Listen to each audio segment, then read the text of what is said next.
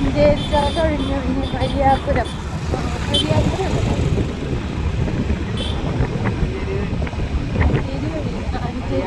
അഞ്ചേരി വഴി ഇങ്ങനെ കയറി നമ്മളിനി NH-ലേക്കാണ്. കുട്ടമ്പുഴ കഴിഞ്ഞ് NH-ലേക്ക് കയറുക. ഇപ്പോൾ യാത്ര വലിയ ദൂരം കൂടുതലുള്ള യാത്രയാണ്. 6 മണിക്കൂർ ഉള്ള യാത്രയാണ്. നമ്മൾ വയനാട്ടിൽ പോയപ്പോൾ ത്രൂഔട്ട് യാത്രയായിരുന്നു. ഒരു സ്ഥലത്ത് പോലും നിൽക്കാനുള്ള ഒരു ചാൻസ് ഉണ്ടാവില്ല. കാരണം ഇറങ്ങിയപ്പോൾ തന്നെ 10 മണിയൊക്കെ ആയി. നമുക്ക് 8 മണി അത് കഴിഞ്ഞിട്ട് സാധനങ്ങളൊക്കെ ആക്കി സെറ്റാക്കി പോകാനുള്ള എല്ലാ തത്രപ്പാടും കഴിച്ചു പിന്നെ നിൽക്കാനുള്ള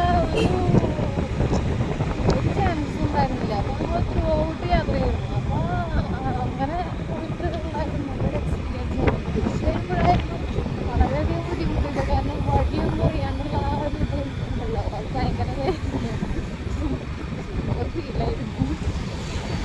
ഒന്നും ഒതുക്കി വരാൻ കേട്ടോ, അങ്ങനെ ടെൻഷൻ്റെ ഒരു കൂടിയാണല്ലോ. അതെ, ഓരോരുത്തരും ഞാൻ നടക്കാൻ ഇറങ്ങുന്നുണ്ടാവും. നല്ലൊരു സമയം 7 മണിയിലായിട്ടുണ്ട്. പള്ളിയിലൊക്കെ ഒന്ന് പോയി അല്ലെങ്കിൽ അമ്പലത്തിലൊക്കെ പോയി അങ്ങനെ വരാനുള്ള ഒരു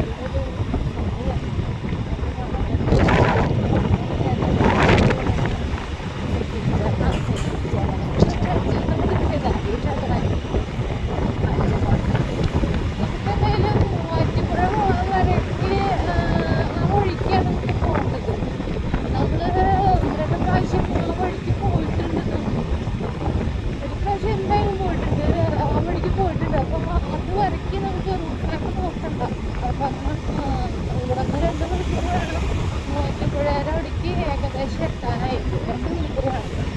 അപ്പോൾ അത് വരയ്ക്ക് നമുക്ക് റൂട്ട് മാപ്പ് നോക്കണ്ട. അത് കഴിഞ്ഞിട്ട് നമുക്ക് റൂട്ട് മാപ്പ് നോക്കണം. ഏതാ നമ്മുടെ കുട്ടറല്ലൂർ ജംഗ്ഷൻ എത്തിയിട്ടുണ്ട് കേട്ടോ. ഇതാണ് കുട്ടറല്ലൂർ ജംഗ്ഷൻ.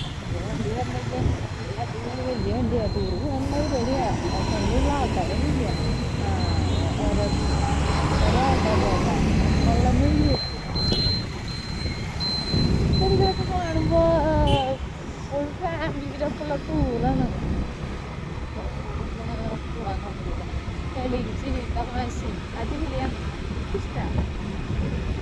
പറയണ്ട, നല്ല ചെറിയ രീതിയിലുള്ള മഞ്ഞ ആൾക്കാർ ജോലിക്ക് പോകുന്നുണ്ടെങ്കിൽ അങ്ങനെ നല്ല നല്ല വെറൈറ്റി കാഴ്ചകളാണ് നമ്മളിപ്പോൾ കണ്ടുകൊണ്ടിരുന്നത്. പെയിൻറ്റിൻ്റെതായ ഒരു ബുദ്ധിമുട്ടും നമുക്ക് ഫീൽ ചെയ്യുന്നില്ല കേട്ടോ.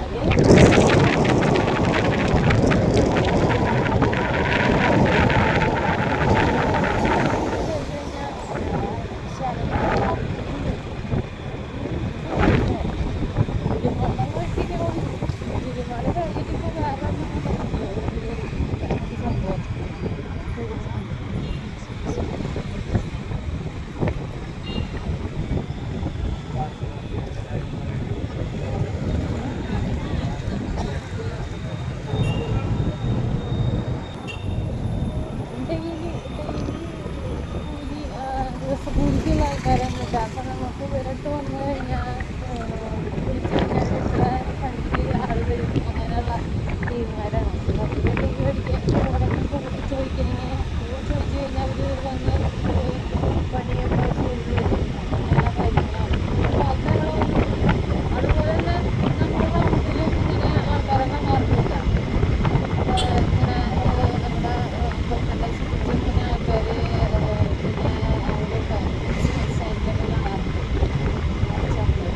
പണിക്ക് വേണ്ടി നിൽക്കുന്നതാണ്.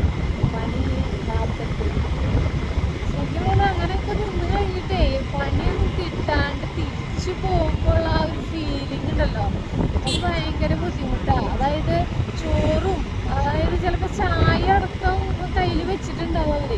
അത് കഴിഞ്ഞിട്ട് പണിയില്ല, ഇന്നത്തെ പണിയില്ല എന്ന് പറഞ്ഞിട്ട് തിരിച്ചു പോകുമ്പോൾ ആ ഒരു ബുദ്ധിമുട്ട് വേറെ ഒന്നും തന്നെ. അത് കഴിഞ്ഞിട്ട് വീട്ടിലെത്തുമ്പോഴായിരിക്കും അടുത്ത ചോദ്യം, എൻ്റെ ഇന്ന് പണിക്കൊന്നും പോയില്ലേ? അപ്പം അടുത്ത ഒരു വിഷമമാവും. അപ്പോൾ അങ്ങനെയുള്ളതാണ്. അപ്പോൾ ലാഭം പണിക്കിട്ടല്ലേ.